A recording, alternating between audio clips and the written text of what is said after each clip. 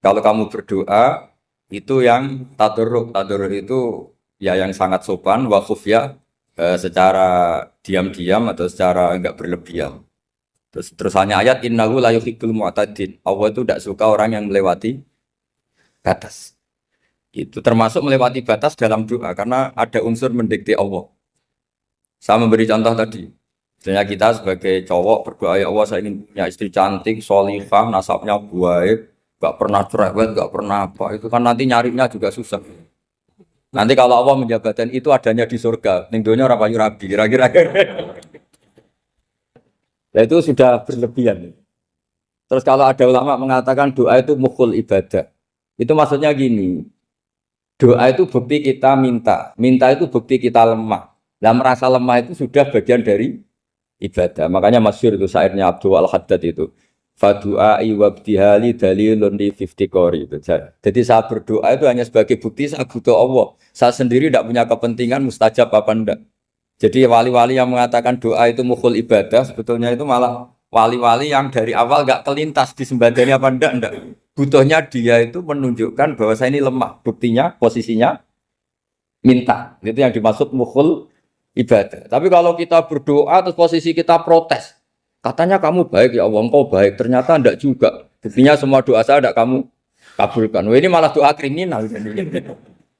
Jadi yang dimaksud mukhul ibadah itu doa itu bukti minta. Minta itu bukti lemah. Makanya ada syairnya Abdul Al-Haddad maksud fadu'a ibabdihali dalilun li fiftikor. Jadi saya minta engkau ya Allah itu bukti saya butuh. Jadi itu bukan dua hal yang harus dipertentangkan. Jadi kalau doa dikatakan apa? Ibadah karena di doa itu minta. Nah, minta itu bukti merasa kita lemah. Berarti kita sa'il Allah mas'ul. Kita minta Allah yang kita mintain. Kita menengadah Allah yang berposisi memberi. Itu saja sudah cukup sebagai ibadah. Meskipun doa kita tidak mustajab. Karena memang tadi seperti itu. Kalau di ilmu-ilmu tasawuf itu apa ya? Doa itu memang benar-benar sudah mukul ibadah karena tadi perasaan merasa butuh sama Allah itu. Nah, merasa butuh itu, nah kalau kita berdoa merasa butuh sama yang kita minta, itu dalam ilmu tasawuf sudah kriminal, berarti kamu lebih butuh makhluknya. Misalnya begini ya, saya ingin punya rumah bagus, terus setelah punya rumah kredit saya utangnya banyak. Sebetulnya saya itu tidak pernah ingat Allah, gara-gara utang banyak, kredit jatuh tempo, terus melibatkan Allah. Ya Allah saya ini utang banyak, ini, terus tolong dibayar. Sebetulnya saya itu ingat utang. Cuma Allah tak libatkan kan. Lah itu tidak akan jadi wali. Yang jenis ini tidak akan jadi wali. Saya ingin jadi dosen. Melibatkan siapa ya nanya? Melibatkan Allah. Terus malam-malam bangun melibatkan Allah. Itu artinya apa? Kamu itu lebih ingin yang kamu minta ketimbang ingin Allah. Kalau wali itu enggak gitu. Kangen Allah. Terus tahu Allah itu zat pemberi. Karena tahu Allah zat pemberi terus minta. Maka yang dikangen itu ya Allahnya dulu. Kalau kita kan enggak punya kasus dulu, punya keinginan banyak dulu. Baru ingat siapa yang bisa ya. Oh Allah. Allah kita libatkan. Ya untungnya Allah baik. Mau ramal utang bukan mikir. Untungnya Allah enggak jawab itu. Jadi itu bedanya wali. Kalau wali itu kangen Allah dulu, baru minta. Kalau kita enggak banyak masalah dulu, baru melibatkan Allah. Nah yang jenis ini tuh bahaya. Kalau enggak disembadani mesti ngomel ya. Gusti katanya kalau yang minta kamu kabulkan, ternyata ini enggak. Nanti kalau Allah jawab, kamu itu tidak kangen saya, kamu itu kangen uang, kangen perempuan cantik yang kamu inginkan. Terus kamu melibatkan saya. Urusannya apa saya dengan itu, Pak? Makanya tidak usah nuntut karena awalnya sudah salah. Ya saya kira itu ya. Jadi ada ayat apa? Ud'u rabbakum tadarru'aw wa khufyah. Terusannya apa? Innahu la yuhibbul mu'tadin. Itu di semua tafsir dikatakan Allah gak suka orang yang berlebihan dalam doa. Berlebihan tadi, misalnya minta sesuatu yang terlalu besar atau permintaan kemarin saja lanu addi syukroh, kita tidak bisa memenuhi mensyukuri, sudah minta lagi. Misalnya seorang jomblo, targetnya kan asal payu nikah.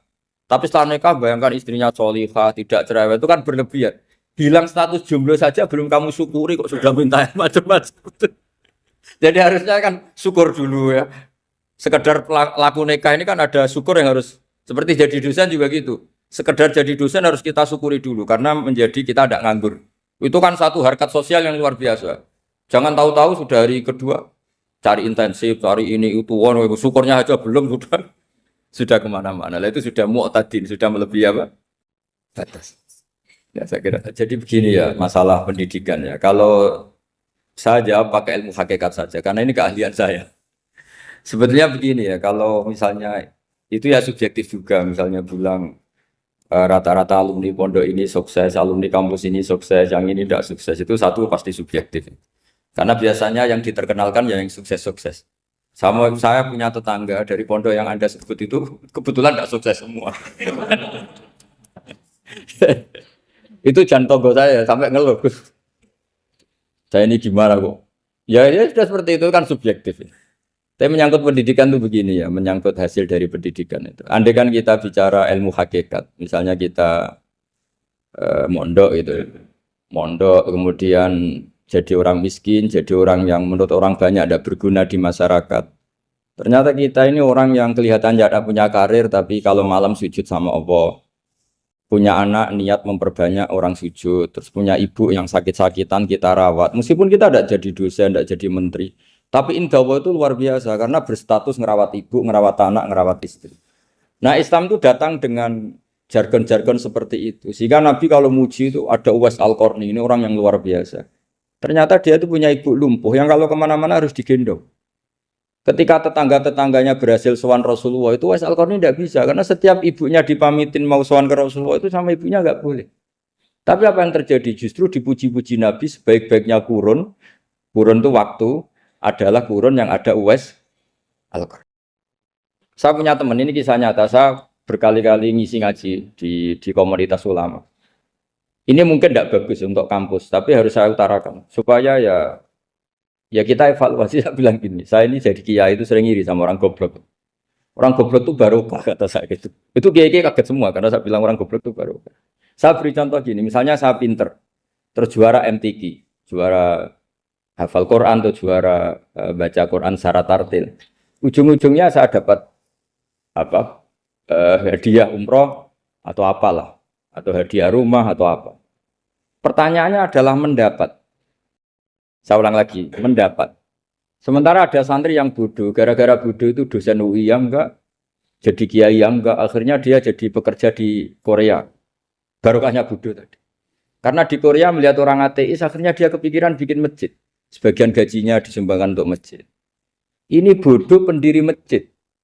Tapi kita gara-gara dosen dakwah di masjid, ini pinter dapat uang dari masjid. Nah ini bukan nyindir, ini biasa saja. Ini maksud saya. Maksud saya, kamu jangan ngabaikan hidup. Akhirnya apa yang terjadi? Saya ini punya teman ini betul. Saya ini kan kecelok dulu tuh Gus Alim. Nasib saya di mana-mana dihormati. Kadang saya merasa dosa. Kok dihormati? Saya punya teman, dulu gobloknya minta ampun sekolah, sekelas maksudnya. Gobloknya, soalnya gobloknya harus disepakati. Sudah. Iya, goblok mujma'al ya kira-kira. Singkat cerita, dia itu hidup di pedalaman Kalimantan, sekitar tahun 92. Dulu kan biasalah di dalam hutan itu pasti ada penebangan hutan macam. Dia ada bosnya, yang jelas dia ada bosnya. Saya yakin juga agak kriminal. Karena dia tidak yang illegal logging. Pokoknya ditakdir dia hidup di tengah hutan. Ikut orang. Setelah itu dulu nggak ada HP, sering kirim surat ke saya, Gus, saya ini hidup di tengah hutan, tapi saya ini Muslim pernah mondok, kalau nggak bikin Jumat itu nggak enak, bikinlah dia Jumatan. Nah karena dia pernah ngaji fikih Syafi'i, kalau Jumatan nggak ada orang 40 itu harusnya zuhur tidak Jumatan. Tapi orang yang kerja di situ tidak mau. Wong dino Jumat kok zuhuran loh Pak. Kalau dino Jumat ya Jumatan ya. Tanya saya, Gus itu kalau ada kaulnya enggak supaya Jumatan ndak orang 40 sah. Singkat cerita dia lama-lama jadi pendiri masjid di situ. Dia punya sedikit gaji ya dipakai masjid, punya sedikit tanah diwakafkan untuk masjid. Artinya apa? Indah Allah ini banyak orang bodoh, ternyata di komunitasnya dia muassis, pendiri, pemberi. Sementara kita yang kecelok pinter, dapat umroh, dapat bonus. Kira-kira nanti kita ketemu Allah. Kamu pernah nyumbang Islam apa? Yang bodoh jawab, oh nate Gusti bikin masjid di pedalaman. Kita yang pinter. Kayaknya kalau memberi enggak lah Gusti. Reputasinya mendapat. Ketika Nabi memenangkan perang Badar, itu ada Asra Badrin, tawanan-tawanan perang Badar. Nabi suka musyawarah, suka rembukan. Ya Abu Bakrin, menurut kamu tawanan ini diapakan? Kata Abu Bakar, hum asyiratuka. Mereka itu keluarga engkau, orang-orang Quraisy. Ya dibebaskan saja. Pakai tebusan. Nanti uang itu kita kelola supaya jadi penguat Islam. Dan orang-orang ini merasa utang jasa karena harusnya dibunuh, tapi kita bebaskan. Tanya, bagaimana kamu ya Umar menurut kamu? Kata Umar, ini kan orang-orang yang dulu ingin bunuh kamu. Yang ingin menghabisi jenengan, ingin dan sudah ngusir jenengan. Ya setelah ketangkap ya dibunuh, kok repot. Apa kata Rasulullah? Rasulullah spontan ngendikan, inna masalah kayak Abu Bakrin kama sali Ibrahim. Kamu ibarat kayak Nabi Ibrahim. Izqala faman tabi'ani fa innahu minni wa man asani fa innakal ghafurur rahim. Jadi Nabi Ibrahim itu unik. Melihat umat itu sesyafakoh itu. Syafakoh itu banget sayangnya. Nabi Ibrahim cara berpikir, faman tabi'ani fa innahu minni. Orang yang ikut saya ya Allah pasti golongan saya. Tentu layak masuk surga.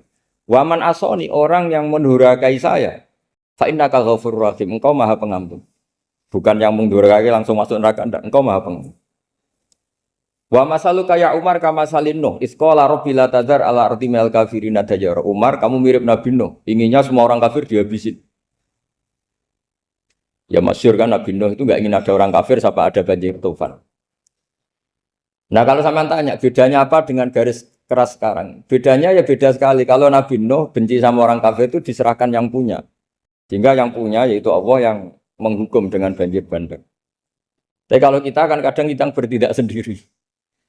Jadi potensi disalahkan. Yang jelas dalam hadis-hadis sahih, Nabi Nuh itu tidak bisa mensyafaati karena itu. Ketika diminta syafaat, ini hadis sahih bukan ada di Bukhari, ada di Muslim. Karena biasanya kalau di kota itu ditanya, ini sahih enggak? Untungnya yang tanya kadang enggak paham, ini alhamdulillahnya. Jadi wah repot. Nabi Nuh itu diantara sebabnya enggak bisa mensyafaati adalah pernah corong Jawa maksudno kaume. Kalau dalam bahasa Arab itu da'a li Zaidin berarti mendoakan positif. Kalau da'a la Zaidin mendoakan negatif. Kalau orang Jawa itu ada doa, ada pasot. Nabi Nuh adalah orang yang pernah maksudkan kaumnya. Nah, saya cerita sedikit tentang Nabi Nuh dan Nabi Ibrahim. Nabi Ibrahim dianggap tadi cerminannya Abu Bakar, dianggap niru Ibrahim, cerminannya Umar, dianggap niru Nabi siapa? Nabi Nuh. Lalu kalau sampean tanya, bedanya gimana? Begini logikanya. Kita mengkaji secara akademik begini. Ada ulama besar, namanya Abdul Hasan Asyadzili, itu masyhur di Indonesia menjadi Thariqah Asyadziliyah. Terus ada seorang muridnya minta gini, ya Abdul Hasan Asyadzili, tolong saya dikasih ijazah supaya saya tidak pernah maksiat di bumi ini. Karena saya takut sama Allah, kalau saya maksiat itu merasa tidak nyaman dengan Allah. Abdul Hasan Asyadzili ini malah marah besar. Atuhibbu alla tadhharu maghfiratu. Kalau kamu tidak pernah maksiat, berarti kamu suka maghfirahnya Allah Ta'ala itu tidak kelihatan. Karena tidak ada yang maksiat. Tapi bukan dukung kamu yang tidak ada. Ini cerita ilmiah. Tapi kalau Said Abdul Al-Haddad, itu kebalikannya. Ada orang fasik gitu, hidup berkeliaran, mengganggu masyarakat, ganggu ketertiban agama. Ada kiai atau siapa gitu mendoakan supaya tobat atau dikasih panjang umur supaya nanti bisa tobat. Itu beliau Said Abdul Al-Haddad marah besar. Man da'a li fasikin bil baqa faqad ahabba ayyusawahu fi ardi. Orang yang mendoakan orang fasik hidup berarti dia suka Allah dimaksiati di buminya. Jadi akhirnya jadi kutub besar, yang satu Sadziliyah, yang satu Haddadi. Kenapa ya? Karena tadi yang satu cerminan Nabi Isa, yang satu cerminan Nabi Yahya. Sebagaimana sabda Rasulullah tadi, ulama ummati ka ambiyai bani Israil. Juga masyhur dalam aplikasi pengajaran juga gitu. Masyhur sekali dalam kitab-kitab diceritakan. Kalau Said Abdul Al-Haddad, kalau ada orang sowan itu, kamu ngaji sama siapa? Sama si A. Gitu. Pernah nangis gak pas ngajar? Gak pernah. Udah ndak terus, nggak usah diterusin ngaji orang seperti itu. Artinya atas ya, wong ora iso nangis ya. Tapi kalau Abu Hasan Asadili kebalikan, kamu ngaji sama siapa? Sama si A. Pernah tertawa enggak kalau ngaji? Enggak pernah. Udah, enggak usah ngaji sama orang itu. Orang enggak bisa syukur. Jadi jadi itu manhaj besar. Nah, akhirnya orang-orang kayak kita ini enggak jelas semua. Nangis ya bisa, syukur, guyu ya bisa. Cuma celakanya kalau kita nangis karena tidak punya uang, kalau guyu karena punya uang, itu masalahnya. Tapi kalau wali-wali dulu enggak. Kalau senyum ya karena saking yakin rahmatnya Allah itu wasiat rahmatu. Kalau nangis ya karena takut azabnya Allah. Kalau kita kan enggak, sangat-sangat materialistik. Ini yang membedakan kita. Sebenarnya nangis dan senyum itu satu keharusan karena Allah punya madharul jalal. Ketika Allah dengan sifat keagungannya, maka kita ini coro Jawa serako bersenyum.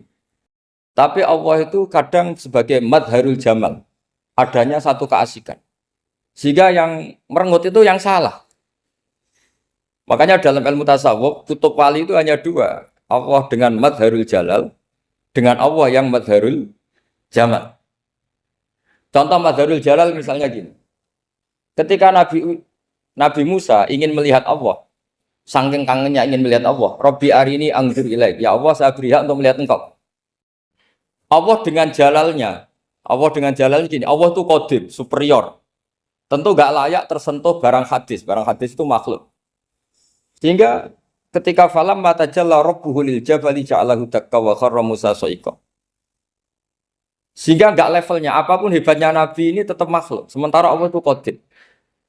Enggak kuat.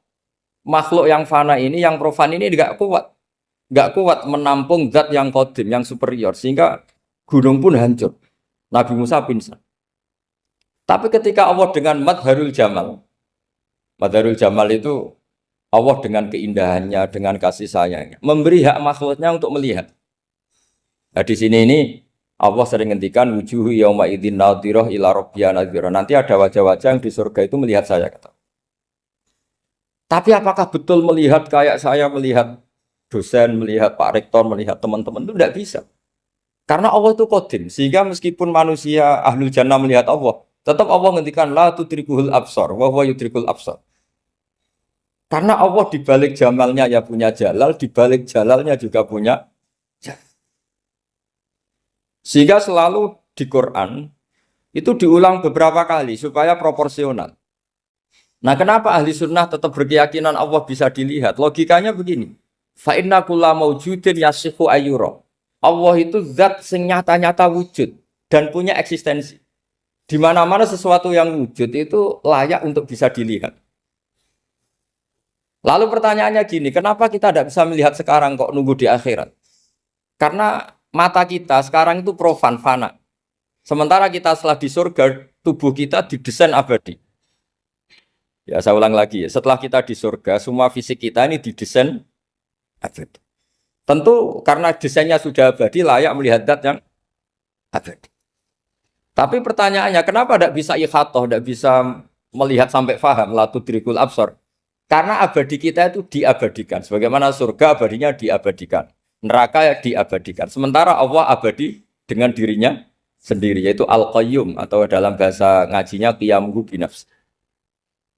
Nah lalu, makanya Mu'tazilah itu menentang betul kalau orang di surga bisa melihat Allah. Cara berpikir Mu'tazilah, melihat itu artinya yang dilihat ada arahnya, sementara Allah terbebas dari arah.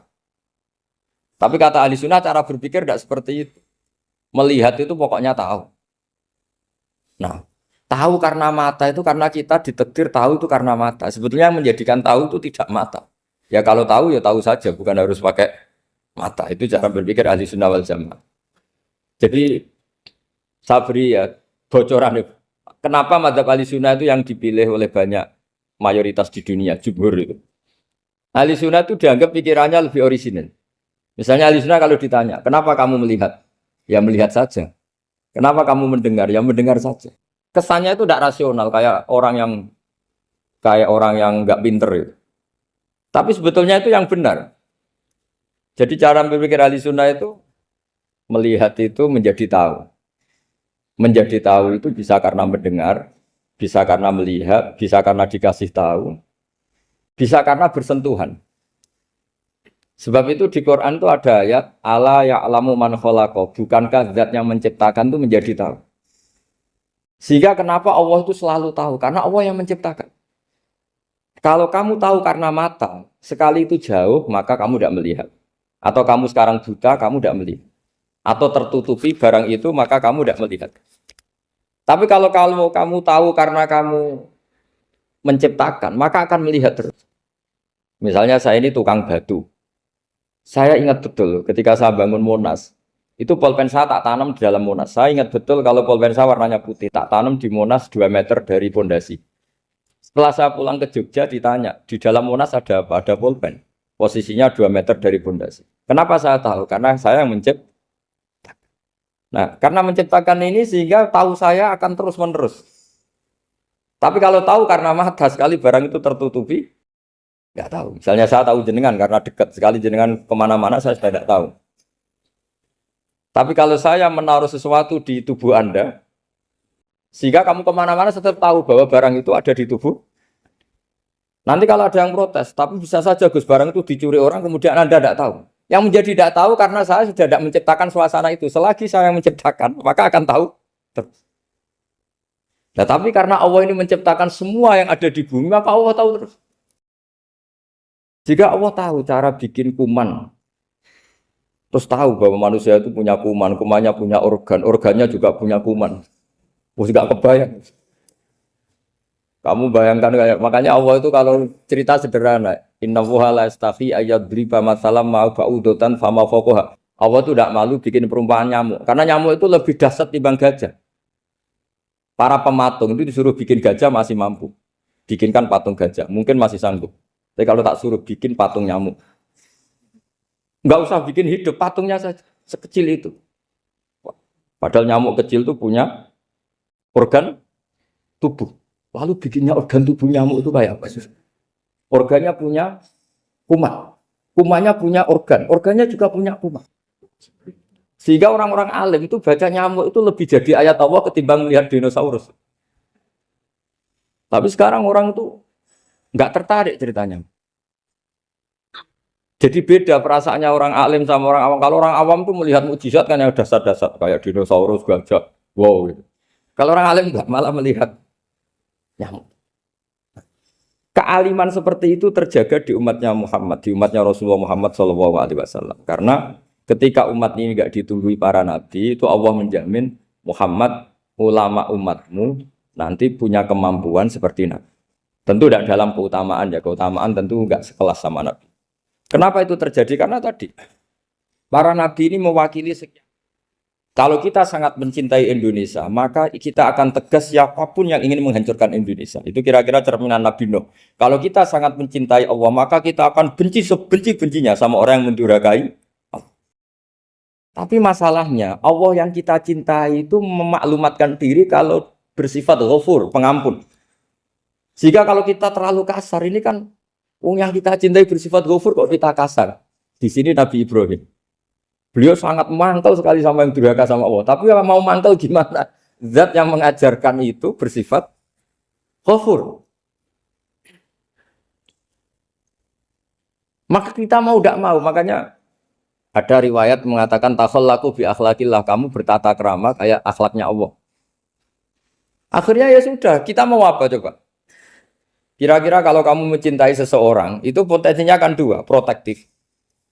Ada telepon itu dari siapa? Cewek atau cowok, protektif. Itu bukti cinta apa bukti suudon kan tidak tahu. Tapi misalnya kamu cinta perempuan terus WA-an sama lelaki nggak apa-apa, jalan sama lelaki nggak apa-apa, sama masa lalunya pacarnya juga nggak apa-apa. Itu cinta apa pembiaran? Kan sama-sama nggak jelas. Nah kira-kira mencintai Allah itu kira-kira analoginya seperti itu. Kalau yang satu protektif, Allah harus zat satu-satunya yang disembah. Nggak boleh didurhakai, nggak boleh dikhianati kok. Sehingga ini sangat keras sekali. Nah, ini Nabi Nuh. Di sini ada Nabi Ibrahim. Karena orang yang zat yang kita cintai bersifat ghafur. Jika kalau kita terlalu tegas beda dengan sifatnya Allah yang bersifat ghafur. Nah umatnya Nabi seperti itu mulai dulu. Ada yang moderat, ada yang keras, ada yang setengah keras, setengah moderat. Ada yang ngambil sikap, oh udah mangan turu, ngenteni mati. Itu lebih baik itu timbang punya istihad tapi gak jelas mendingan Itu ada riwayatnya, suatu saat ibadah akhir umatku terbaik adalah tidur. Maksudnya tidur itu gak ngambil sikap, masyhur itu. Saya beri riwayat yang ada di Bukhari Muslim. Satakunu fitanun.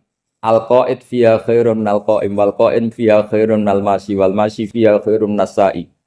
Nanti di akhir zaman itu banyak fitnah. Kata Rasulullah, yang duduk lebih baik ketimbang yang berdiri. Yang berdiri lebih baik ketimbang yang jalan. Yang jalan biasa lebih baik ketimbang yang jalan bergegas. Man tasyarrafa laha tastasrifu. Fitnah itu adalah siapa yang terlibat maka akan semakin parah. Sehingga semenjak itu ulama berpikir nanti di akhir zaman kalau ada fitnah, itu sebaiknya orang ngambil sikap sepasif-pasifnya, secuek-cueknya. Jadi semua syurahul hadis sepakat makna hadis ini apa? Orang disuruh sikap secuek-cuek. Misalnya pilihan presiden, contoh kecil pilihan presiden. Mungkin para intelektual nggak merasa, tapi kalau ulama itu cara berpikir beda. Pilihan presiden, kamu fanatik milih A, yang satu fanatik milih B. Ya presiden atau bupati atau gubernur. Terus yang satu bilang gini, wah kalau nggak di presiden A, nggak di bupati A, nggak di gubernur A, negara ini rusak. Mungkin betul dari segi apa jejak rekamnya A ini bagus.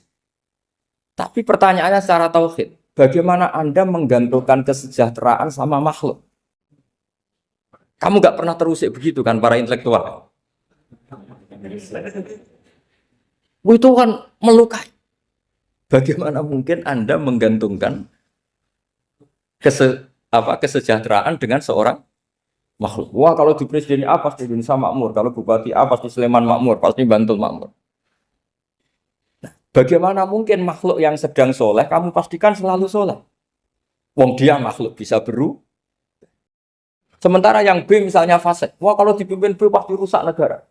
Bagaimana kamu pastikan B yang fasik selalu fasik? Dia saja dia husnul Fatimah, yang fasik pas mimpin jadi soleh, yang soleh pas mimpin jadi fasik. Akhirnya ulama karena tahu sifat manusia itu baru badan kendali di tangan Allah. Sikapnya nggak jelas. Saya ini termasuk orang yang terkenal nggak jelas. Karena kalau ditanya, Gus sampean milih presiden mana, bakti mana?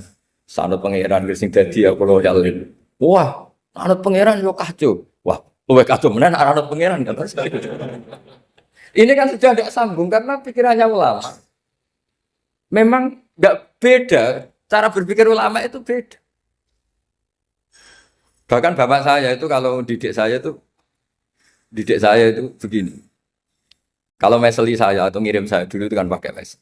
Ha ini uang kamu 500.000 untuk kamu. Mesti ditambahi 100.000 ini untuk buat jajan sama teman-teman. Mesti ada uang pokok, ada uang sodako.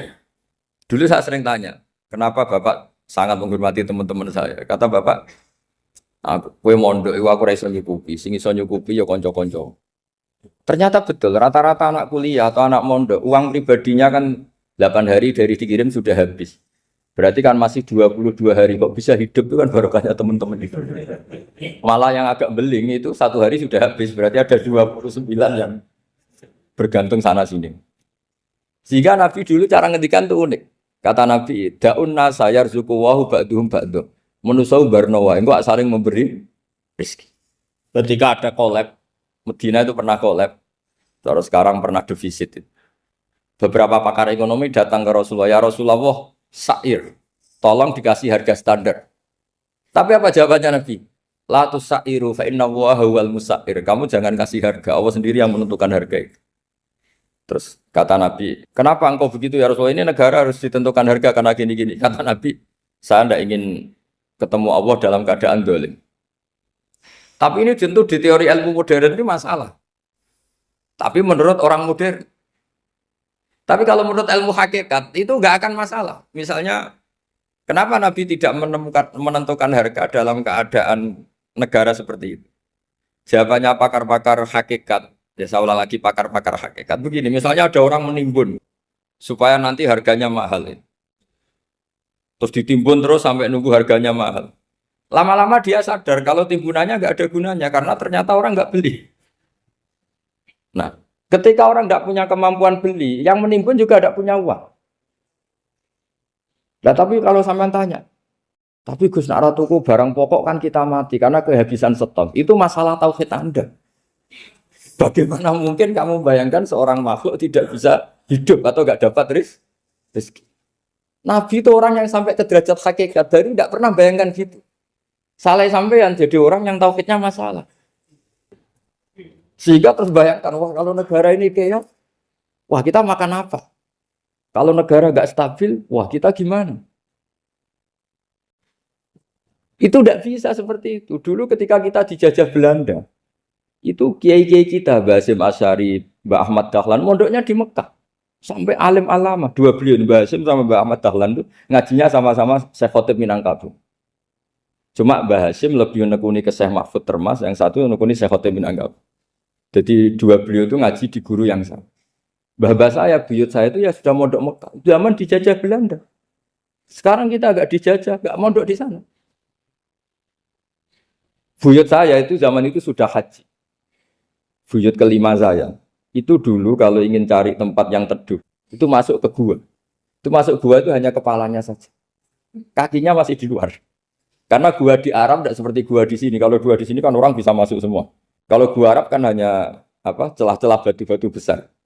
Sehingga ketika Rasulullah hijrah ke Madinah, singgah di gua Sur, kata Abu Bakar gimana? Andai kan ada orang kafir di depan gua. Kata Abu Bakar gimana? Andai kan mereka melihat kakinya, pasti melihat kita. Karena gua di sana itu satu tubuh tidak bisa masuk penuh. Kalau gua di sini kan ada yang mobil saja bisa masuk. Nah itu bahasa ya kalau mau istirahat itu masuk gua, separuh badan di dalam gua, separuhnya masih di. Nah sekarang terus kita bilang, wah kalau kita negara tidak stabil, kita haji kemana dulu? Zaman dijajah Belanda kita. Jadi yang berusaha terangkan di antara sifat dasar orang-orang baik adalah di mana saja, kapan saja itu memberi manfaat. Termasuk tentu saat paling sulit. Jadi Nabi Isa menceritakan dirinya itu wa ja'alani mubarakan nama kuntu, saya ditakdir Allah berada di mana saja memberi berkah, memberi kemanfaatan bagi orang lain. Ada beberapa cerita tentang Nabi Isa. Jadi perlu diketahui ada tiga nabi yang seperiode. Satu Ibrahim dan Nabi Lut. Ibrahim itu sama Nabi Lut itu pernah paman. Kedua Nabi Musa dan Harun. Sebetulnya yang jadi nabi itu Nabi Musa, tapi Nabi Musa karena alsak, lisannya anda jelas, minta Nabi Harun, ya tentu minta kepada Allah supaya Nabi Harun jadikan nabi. Terus ketiga, Nabi Isa dan Yahya. Yahya bin Zakaria, terus Isa ini pernah keponakan Zakaria. Kira-kira kalau di Jawa ya misanan antara Yahya dan Jawa Isa. Jadi ada tiga nabi yang seperiode. Tapi yang paling berkompeten, yang sederajat kira-kira seperti itu hanya Isa dan Yahya. Karena Nabi Lut dan Nabi Ibrahim itu beda level. Karena Lut ini pernah keponakan, jadi hubungannya kira-kira yang murid dan guru. Terus Musa dan Harun itu juga nggak level, karena Nabi Harun ini jadinya Nabi itu atas permohonan Nabi Musa. Sehingga meskipun Harun itu kakaknya, tapi nggak berani bantah. Jadi Nabi Musa itu dalam cerita, beliau itu alsak. Alsak itu lesannya agak kedal. Tapi ini alsak yang barokah. Jadi dulu ceritanya Musa kecil karena dia seorang Nabi, beliau seorang Nabi. Itu kalau melihat Fir'aun itu mangkelnya bukan main. Padahal kecilnya dirawat Fir'aun. Singkat cerita mulai kecil sudah usil. Kalau melihat Fir'aun itu ya jenggotnya dipakai mainan. Pokoknya nakal. Lama-lama Fir'aun curiga, dasar orang Israel. Nabi Musa ini turunan Israel. Lama-lama Fir'aun itu yakin kalau itu sengaja. Akhirnya Fir'aun mau membunuh Musa. Terus kata istrinya Fir'aun, Musa itu masih anak kecil. Jadi seperti itu ya bawaan anak kecil, bukan bawaan kebencian terhadap orang Kipti, orang Mesir.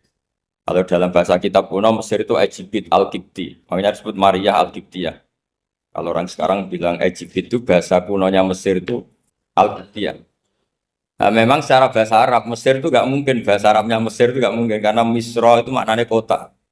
Jadi kalau kamu bilang kamu kemana, ke Misro, ke kota, lah kota mana? Ya kota Mesir, itu bisa debat kusir. Jadi ya kayak kita lah, kita sekolah di mana? Di madrasah. Madrasah terjemahnya apa? Sekolah. Nah, kemudian oleh istrinya Fir'aun ya gini saja, buktikan kalau Musa itu masih anak kecil. Masyhur itu dalam cerita dikasih bara api sama apel. Sebenarnya Musa kecil ini sudah pinter mau milih apel. Sama malaikat Jibril diarahkan tangannya itu ngambil apa? Bara api terus dikunyah. Itu yang menyebabkan lisannya Musa itu alsak, agak pelat. Nah, ketika jadi rasul itu akan repot karena nanti harus pakai penerjemah. Jadi seorang rasul tapi lisannya tidak apa? Cakap. Akhirnya Nabi Musa realistis ngendikan ketika diutus wa akhi Harun wa afsahu minni lisanan fa arsilhu ma yarid ay yusaddiquni inni akhafu ay yukadzibun. Ya Allah, saudara saya Harun itu lisannya lebih fasih. Tolong jadikan dia rasul sebagai penguat saya. Akhirnya Allah mengabulkan doanya Nabi Musa, kemudian Harun dijadikan sebagai apa? Rasul. Sehingga meskipun satu angkatan, Harun dan Musa ini enggak level. Artinya enggak level itu ya Harun yang takut Musa. Terus ketiga ini Nabi Yahya dan Nabi Isa. Ini umurnya ya seangkatan, kecerdasannya, jadi nabinya sama-sama mulai kecil. Kita tahu Nabi Yahya termasuk yang diberi kitab Allah, ya Yahya khudil kitab biquwwah wa atainahu hukma sobiyya. Yahya berpeganglah kitab secara kuat dan dia saya kasih kenabian ketika kecil. Sama dengan Nabi Isa yang disebut wa yukallimun nasa fil mahdi wa kahla. Sehingga karena selevel dua nabi ini menjadi figur besar dalam manhaj, dalam metode dakwah. Dua, karena masih misanan tadi, kalau Jawa kira-kira mirip misanan. Dua nabi ini kalau memilih satu kampung, itu kalau Nabi Yahya, itu milih kalau singgah di satu kampung, Nabi Yahya mesti tanya, orang sini yang paling soleh siapa, yang paling baik siapa. Ya terus singgah atau nginap di rumahnya orang baik tadi. Tapi kalau Nabi Isa enggak, orang sini yang nakal siapa, yang paling beling siapa. Terus Nabi Isa singgah di situ. Akhirnya ada pertanyaan dari Nabi Yahya, lima tanzilu ala syirarin nas. Kenapa kamu selalu singgah di orang-orang nakal? Syiror itu orang-orang nakal. Masyhur itu Nabi Isa menjawab, ana tabibun udawil mardo. Di mana-mana Nabi itu ibarat seorang dokter, kerjaannya tentu menyembuhkan orang-orang yang apa? Sakit. Jadi dua nabi ini sering berdebat, tentu debat yang baik. Dan itu menjadi cara Jawa itu punjeri ilmu. Jadi manhaj ilmu besar antara Yahya dan Isa. Begitu juga Nabi Yahya itu kelihatan agak rileks, panik, saking takutnya sama Allah. Kalau Nabi Isa itu rileks. Pokoknya kumpul orang-orang nakal itu ya rileks. Akhirnya ada dua pertanyaan sekaligus nanti jadi dua manhaj. Kenapa kamu sering sering kalau bahasa Arab itu abasa ya. Terus yang Nabi Yahya balik bertanya, kenapa kamu sering senyum, sering tertawa? Kenapa memangnya terus? Ka'annaka ta'manu min makrillah. Kamu sering senyum kayak kami sudah terbebas dari azab Allah, dari ditegur Allah, seakan-akan kamu orang paling benar yang enggak akan salah. Nabi Isa balik tanya, sama kamu sering masam, sering merut, ka'annaka taqnatu min rahmatillah, seakan-akan kamu putus asa dari rahmatnya Allah. Sehingga kemudian itu jadi manhaj besar. Kalau terlalu senyum, ya dianggap orang yang kayak nggak punya perasaan dosa. Tapi kalau terlalu masam, terlalu merenggut, seakan-akan rahmat Allah itu terbatas. Sehingga seakan-akan Allah itu rahmatnya nggak cukup lah untuk mengelola manusia ini. Sehingga itu jadi metode besar yang masyhur itu dalam sebuah hadis Nabi ngendikan, ulama ummati ka ambiya ibani Israel. Ulama umatku itu kapasitasnya atau fungsinya atau manfaatnya setingkat nabi-nabi Bani apa? Israel. Karena ketika umat ini enggak ditunggui para nabi setelah Rasulullah SAW, itu yang nunggui hanya ulama. Tapi ulama ini sudah cukup mewakili para nabi Bani Israel. Dan banyak syurahul hadis, para menyarah hadis mensarahkan Nabi tidak ngendikan ulama ummati kamisli seperti saya, tapi ka'ambiyai Bani Israel, bagaimana nabi-nabi Bani Israel. Nabi Bani Israel itu macam-macam. Termasuk ada yang tidak nikah, yaitu yang bernama Yahya dan Isa. Delala umatnya Nabi itu ada orang alim alamah yang ilmunya melegenda, yaitu namanya Imam Nawawi. Itu tidak nikah. Sampai kabudut. Meskipun dalam ajaran syariatnya Nabi, an-nikah sunnati, tapi selalu ada orang yang ditakdir tidak nikah. Karena masyhul, karena sibuk ngurus ilmu. Bukan karena tidak laku, yang jelas itu bukan karena tidak laku. Imam Nawawi itu ganteng, orangnya ya normal. Tapi karena sibuk nulis, beliau sampai kabudut itu tidak nikah. Imam Sibawayh itu suka sekali sama ilmu, menjadi istri utamanya ya ilmu.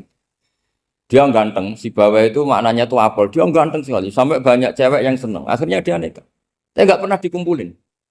Dia belajar terus. Ketika beliau ke pasar, dulu nggak ada supermarket, beli kertas, kitabnya dibakar semua sama istri. Dikira istrinya terus mencintai dia, malah diceraikan. Itu siapa Imam Sibawayh. Terus ada umatnya Nabi yang paling unik di dunia. Mungkin Pak dosen, saya kiai pun nggak bisa nih.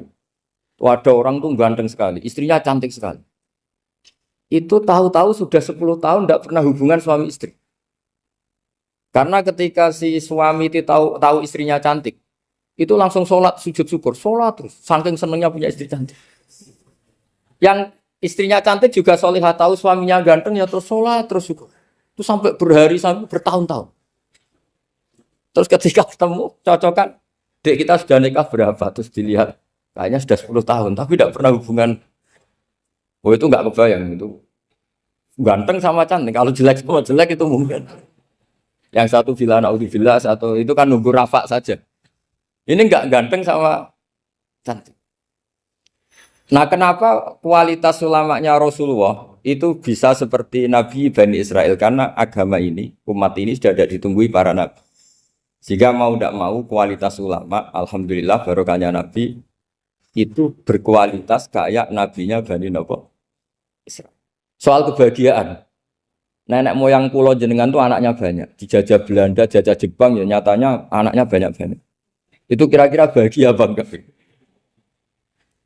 Nah, artinya gini ya tentu kita tidak ingin dijajah itu tentu ya, tapi kita ini selalu latah. Wah kalau ekonomi jatuh kita makan apa? Kalau kita dijajah kita tidak perlu seperti itu. Rahmatnya Allah Ta'ala itu akan adrokatna. Rahmatnya Allah Ta'ala akan menemukan kita. Apapun kondisi kita, apapun keadaan kita. Ini cara berpikir tauhid. Sehingga Nabi itu tidak pernah bayangkan umatku narata tunggoni piye, ditunggoni Allah. Sehingga masyhur dalam hadis-hadis sahih, la tazalu ta'ifatun min ummati dzahirina 'alal haq la yadurruhum man khadalahum wala man khalafahum wala man nawa'ahum. Selalu di umatku ada kelompok-kelompok yang selalu membela kebenaran dan tidak akan terkalahkan oleh kesesatan di akhir zaman. Kenapa? Cara berpikir orang tauhid itu sederhana begini. Allah menamakan dirinya Al-Hadi, penunjuk jalan. Dan sifat Allah pasti nafidah karena Allah tidak terkalahkan. Sama seperti Allah menyifati dirinya Ar-Razzaq, Ar-Razik yang memberi rizki. Maka orang segoblok apapun, selumpuh apapun, selemah apapun tetap dapat rizki. Sama, Allah mensifati dirinya Al-Hadi, memberi petunjuk. Maka zaman serusak apapun orang tetap dapat petunjuk. Sehingga kita tidak perlu khawatir, wah nanti zaman kalau sudah rusak nasib Islam gimana? Ya coba sekarang, nasib Islam gimana? Ya baik-baik saja. Dulu ditunggoni wali songo ya banyak orang Islam, sekarang nggak usah wali songo. Ditunggu dosen-dosen yang ngajar aja tunggu digaji. Kiai pidato ya ada yang beri salam template. Itu kalau nuruti definisi ikhlas itu tidak ada yang masuk. Tapi meskipun demikian agama juga jalan. Kenapa agama ini jalan? Karena Allah Al-Hadi, penunjuk jalan. Ketika Allah mensifati dirinya penunjuk jalan dan sifatnya Allah pasti nafidah, pasti terjadi. Karena Allah tidak pernah gagal. Sehingga agama ini akan ada terus sampai akhir zaman. Coba Amerika kayak apa, Islamofobia. Di Amerika tambah lama tambah banyak Islam, Eropa juga gitu, Australia juga gitu. Anda kan nuruti teori sosial. Sudah dunia sudah materialistik kayak gini, orang dohirnya itu akan meninggalkan agama. Nyatanya tidak juga. Saya pernah di Korea seminggu, itu di negara ateis. Itu TKI ke sana tuh nyari uang. Ternyata ya kepikiran bikin masjid, bikin komunitas Islam. Coba siapa yang menggerakkan hati itu? Hanya Allah Subhanahu wa Ta'ala. Ya, jadi cara berpikir tauhid saya ulang lagi, saya mohon sekali di pengajian ini saya cerita wajah alani mubarakan aina ma kuntu. Jadi cara berpikir sekian nabi, terus kita punya karakter tertentu, kita milih nabi ini itu sah. Karena ulama ummati ka ambiyai bani Israel. Ulama umatku itu ibarat kayak nabi bani Israel. Jadi ada yang milih tadi. Seperti Nabi Isa fokusnya ngurusi orang-orang nakal. Itu juga bagus karena di mana-mana nabi itu seperti dokter. Tapi Nabi Yahya hanya berkawan sama orang-orang soleh. Kita tahu berkawan orang fasik itu resiko ketularan. Iman pas-pasan wae kancane nang fasik kan taqabbalallahu minna minkum gitu. Wong kamu sendiri tidak sehat-sehat amat berteman orang penyakitan kan bahaya. Tapi kalau kamu sebagai dokter kok hanya berteman orang sehat, lalu kamu penelitiannya gimana? Masa saya dokter spesialis pernah penelitian, semua orang sehat saya pernah saya teliti. Itu dokter aneh apa enggak? Saya dokter spesialis TBC, spesialis paru-paru. Yang kamu teliti siapa? Semua orang sehat. Pernah meneliti yang sakit? Tidak pernah. Kan ya jadi dokter aneh. Tapi misalnya terus kamu sendiri terus berteman orang penyakitan terus kan ya rawan tertular. Nah, ini ada dua figur yaitu Nabi Yahya dan Nabi siapa? Ya saya kira demikian.